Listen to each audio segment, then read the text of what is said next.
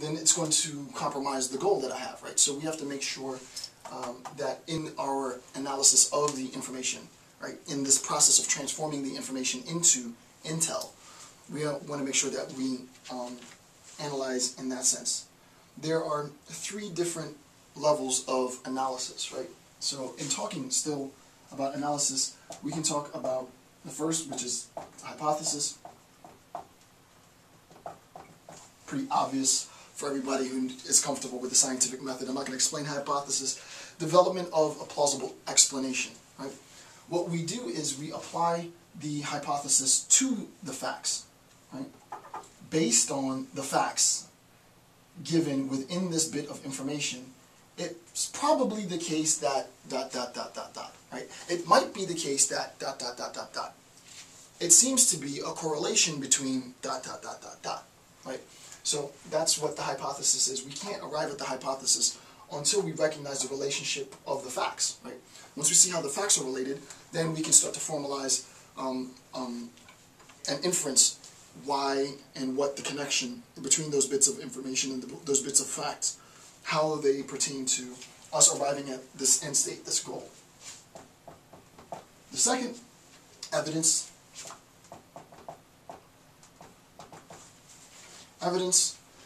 assessment of relevant data. Right? We all know what evidence is. I'm not going to get into evidence. Right? We need to assess the relevance of data.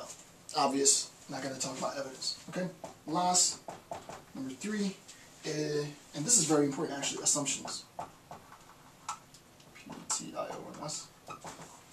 Assumptions. Assumptions used to explain missing information.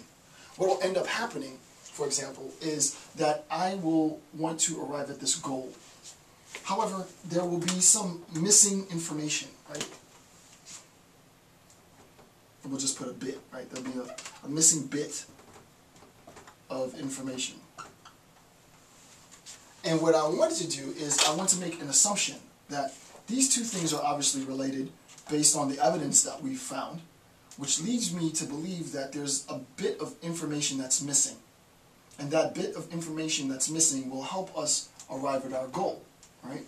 So that we will say that, you know, this missing information, for whatever reason, is and can be used to strengthen our intelligence or to recognize the intent of whoever the target might be, and so on, right? So that we make assumptions, but those assumptions are based on not what's present, but what's missing, right?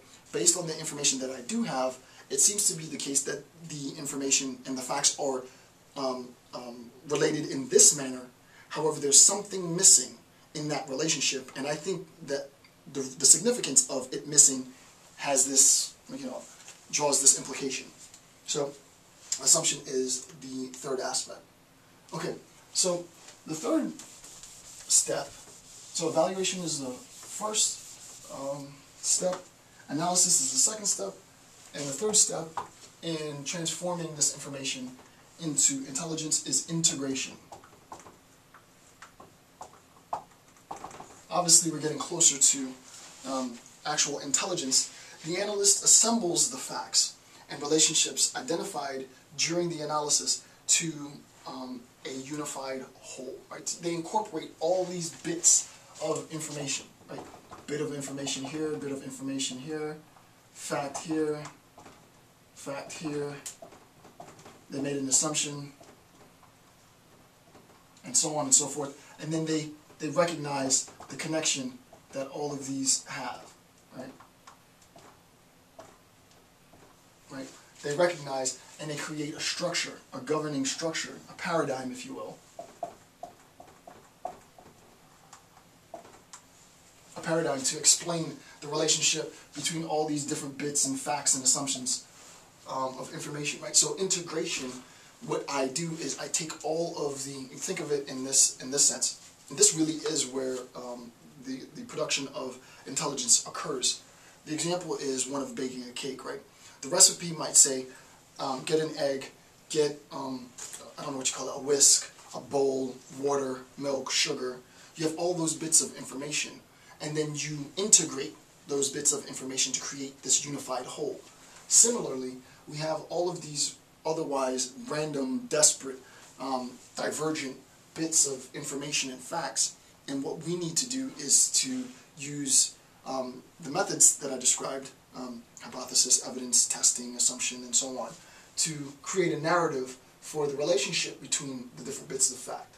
Insofar as we do that, we integrate this information into an intelligible, not intelligence, we integrate those bits of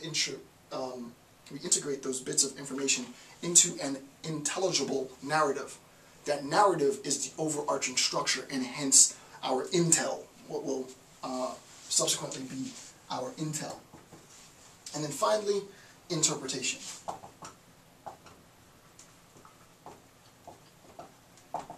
So interpretation is last. And by interpretation, the meaning or significance of the new intelligence pattern is determined by viewing all the processed information, viewing all of this processed information as a whole, right? All of this processed information in the perspective of an overall intelligence appraisal. And the point is, why is it important, right? Why is it important that these bits of facts are discussed in this particular unifying way? Well, it's important because if you recognize that all of these bits of fact aren't divergent, that they all converge around the same idea, and that idea is bombing something or attacking this particular target, then you recognize that we need to intervene on behalf of whoever might be targeted, or intercept data or what have you, right? So the assumption is that the relationship between all of these bits of information is going to be used, obviously covertly, to challenge the national or homeland security of the nation. So what needs to be done is we need to be able to take the information that we have and the conclusions that we've arrived at through this unifying process to prevent, to interfere, to dismantle, to disempower those individuals that would otherwise see these bits of information manifest in the world, right? So that's the so what, why is it important? It's important because, and then you give the explanation, right? You give the explanation why. It's important because, as you'll see, the relationship here results in us drawing the conclusion that this is the primary target, this time, this date, blah, blah, blah, blah, blah. Okay, so first form, evaluation, or first step, evaluation of the information. Second, analysis of the information. Third, transforming, integrating this information into an intelligible pattern, a unified story, a narrative. And then finally, the interpretation of the intel, a recognition that this intel means that something is going to happen in the world. And, obviously we intervene based on that intel. Alright, so that's the process in which information is transformed into intelligence. Earlier in the last section of the series, in the last few videos that I put up previously, I talked about the various disciplines within the intelligence, the 5 different branches, 5 different disciplines within intelligence. One obviously being human intelligence, and I said that human intelligence is the oldest of all of the disciplines. And insofar as we talk about human intelligence, it's important to recognize, as I said before, that any decision that is being made isn't, properly speaking, for the majority of the cases, going to be made solely on human intelligence, right? It's going to be a combination of human intelligence with geospatial intelligence and maybe some open source intelligence and so on and so on and so on, right? So that's the first thing to recognize. However, it's probably the case that if we're doing, let's say, signal intelligence or open source intelligence in an overall assessment of an intelligence as a product, as something that's deliverable to the powers that be, then it's almost always going to be the case that human intelligence is going to be factored into that final intelligence product, right? It might not be the case that I use, let's say, for example, geospatial intelligence, right? Geospatial intelligence might not be relevant for this particular intelligence operation, right? So, no problem. Usually what you end up finding is that since human intelligence is the oldest, it's also incorporated and used extensively, right? There's